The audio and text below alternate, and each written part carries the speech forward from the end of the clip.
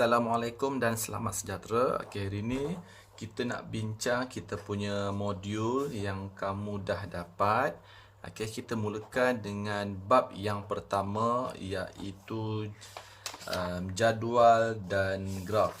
Awak boleh rujuk pada buku teks yang awak dah dapat. Bagi yang belum dapat ataupun yang tak ambil hari tu, boleh download buku teks digital dekat internet.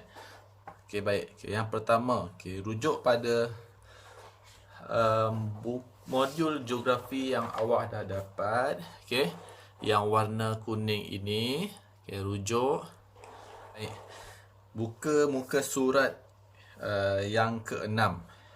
Untuk memudahkan awak, ada sedikit nota pada muka surat yang ke-5. Ada sedikit nota pada muka surat ke-5, iaitu boleh jadikan rujukan awak untuk buat latihan. Muka surat yang ke-6 ini awak boleh dapatkan jawapan pada buku teks.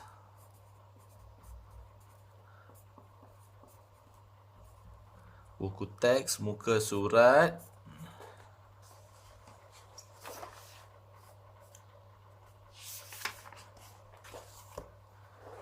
surat 4 hingga muka surat yang ke-8. Boleh dapatkan jawapan di situ. Seterusnya awak lihat pada muka surat yang ke-7. Langkah-langkah membina jadual. Baik, soalan 2, dia minta awak bina jadual kekerapan. Baca soalan dengan teliti. Jangan terus buat keputusan sendiri. Baca. Dia nak awak buat jadual kekerapan dan ringkasan jadual. Ringkasan jadual. Yang ada highlight boleh gunakan highlight. Baik. Jadi dekat sini dia dah bagi satu senarai nama murid dan juga hobi yang murid tingkatan 3 Zamrud buat. Jadi kat bawah sini ada jadual yang kosong, yang ada ruangan hobi, kekerapan dan bilangan murid. Jadi awak kena senaraikan hobi-hobi yang murid tingkatan 3 Zamrud ni buat. Senaraikan melalui list yang dia bagi. Yang pertama, membaca. Hobi yang pertama. Yang kedua, menonton televisyen. Yang ketiga, mendengar muzik. Yang keempat, melukis. Dan yang kelima, bersukan. Jadi kat sini pun ada 5 ruangan. 1, 2, 3, 4, 5. Jadi cukup. Seterusnya, awak tulis senarai-senarai hobi tu dalam ruangan ini.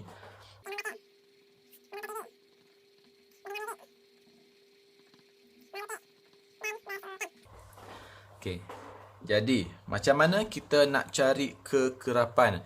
Kekerapan ialah berapa banyak bilangan murid yang buat hobi yang sama. Jadi, kekerapan ini awak bukan kira dan nyatakan jumlah.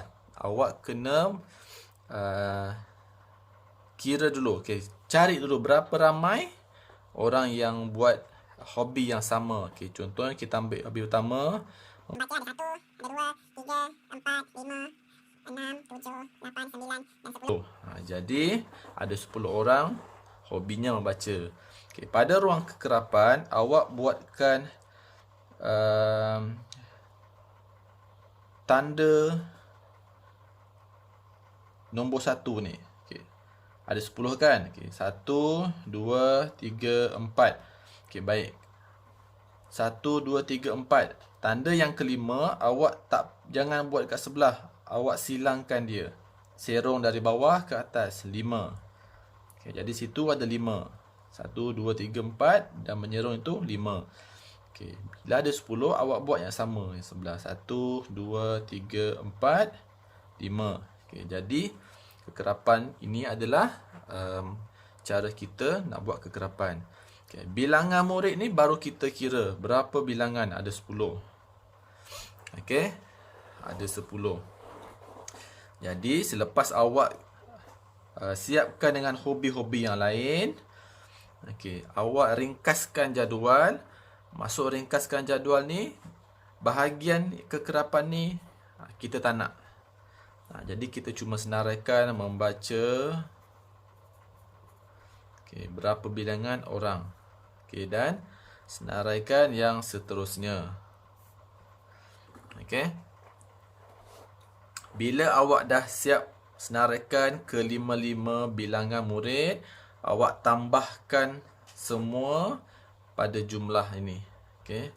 Tambah semua. Jadi dapatkan jumlah. Dapatkan jumlah murid. Itu saja. Yang seterusnya awak lihat muka surat yang ke-8. Langkah-langkah membina graf bar mudah.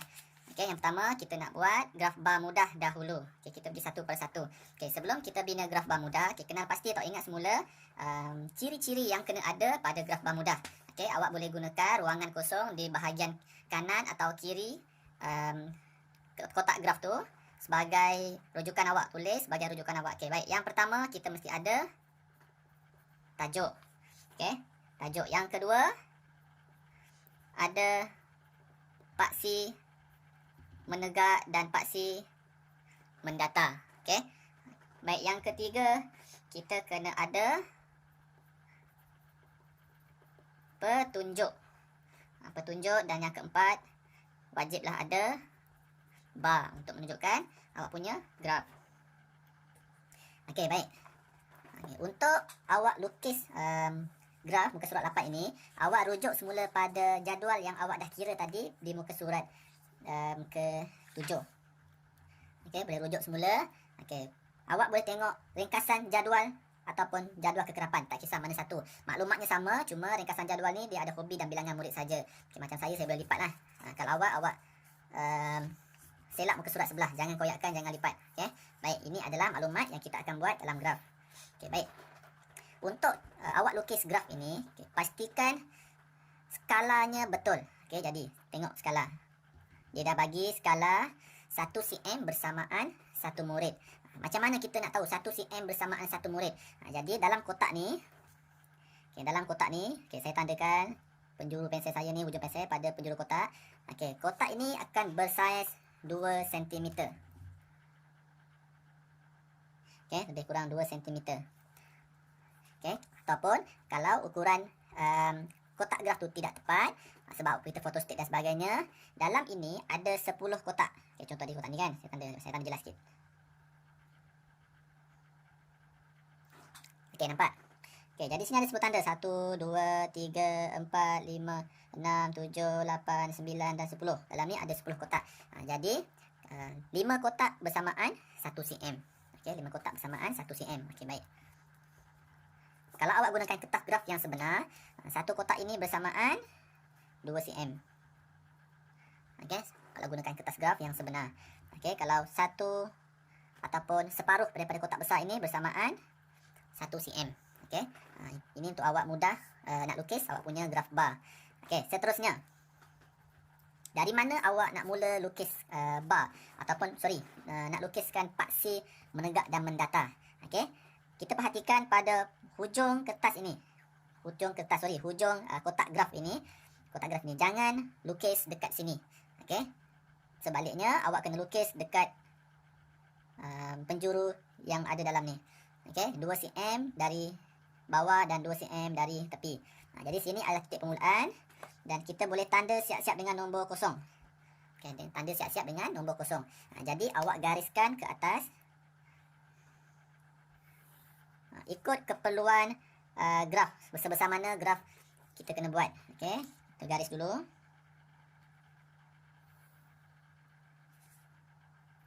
Pastikan paksi itu ada anak panah kecil di atas.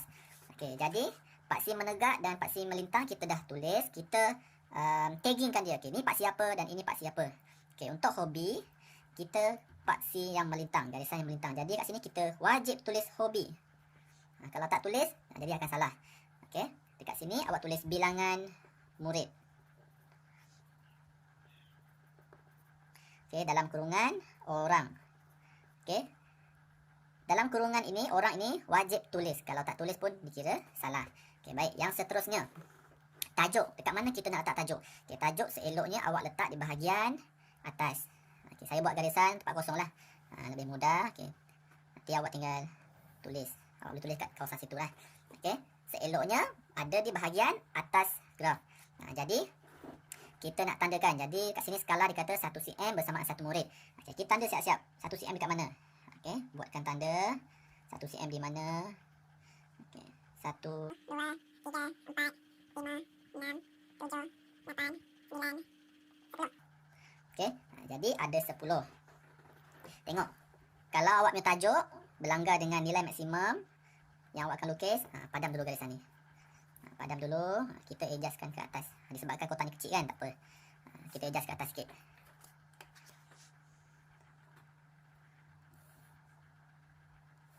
Okey, nanti boleh tulis balik tajuk tu. Okey, baik. Sebelum tu, tajuk. Dekat mana awak nak cari tajuk untuk graf awak ni?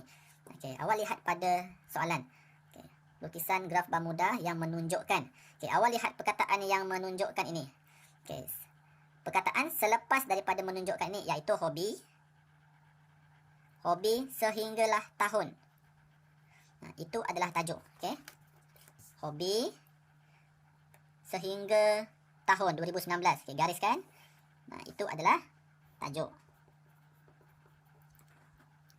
Okey, sorry dalam kamera tak nampak.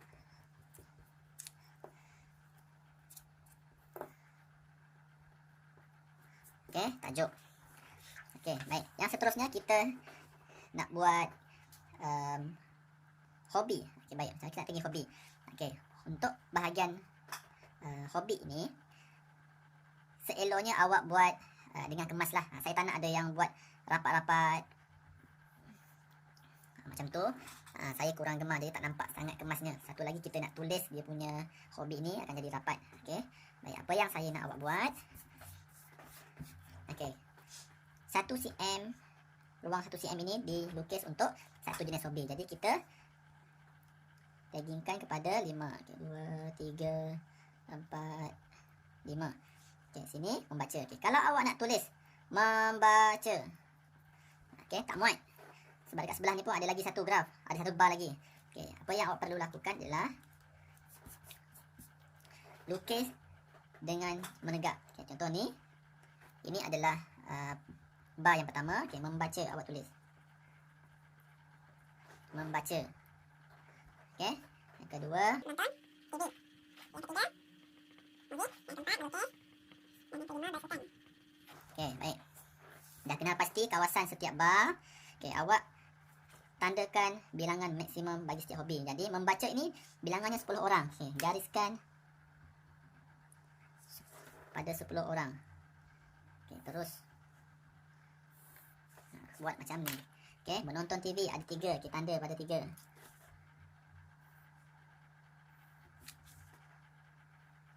Okey, seterusnya muzik ada 6. Kita tanda 6.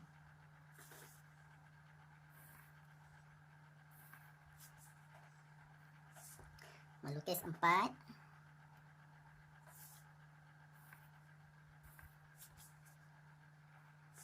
Dan bersukan 7. Awak juga boleh gunakan pembaris untuk tengok dekat mana titik persilangannya. Okey, lebih mudah lah.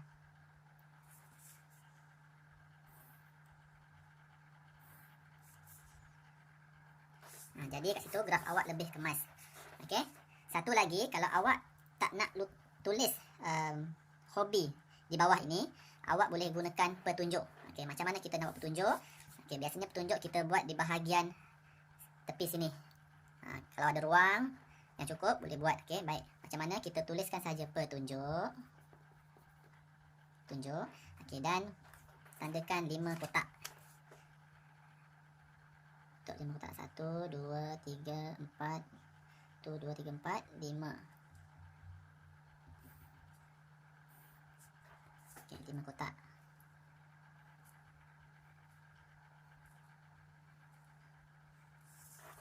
Okey. Di bahagian sini. Sorry. Okey, di tepi ini tuliskan hobi dia, membaca. Okey, nampak tak membaca? Okey, yang kedua menonton televisyen. Okey, jadi awak boleh gunakan warna. Contoh awak nak gunakan warna merah. Okey, kat sini warna merah. Merah dan sini pun diwarnakan dengan warna merah. Okey, kalau membaca awak warnakan dengan warna kuning. Jadi dekat bahagian petunjuk kena warnakan kotak ni dengan warna kuning. Jadi kalau awak dah buat petunjuk yang macam ni, yang bawah ni tak perlu buat. Kalau awak dah tulis yang bawah ni, petunjuk tak perlu buat. Okey, antara satu. Okey, yang memudahkan awak. Okey, baik. Yang terakhir awak boleh tuliskan hobi lah. Hobi murid. Okey, tuliskan sehingga tahun 2019. Jadi, ini graf bar mudah. Okey, cuba buat. Okey, buat dengan pensel. Jangan buat dengan pen. Sebabnya kalau salah lebih mudah nak padam. Okey, jangan buat dengan pen. Buat dengan pensel. Okey, itu sahaja.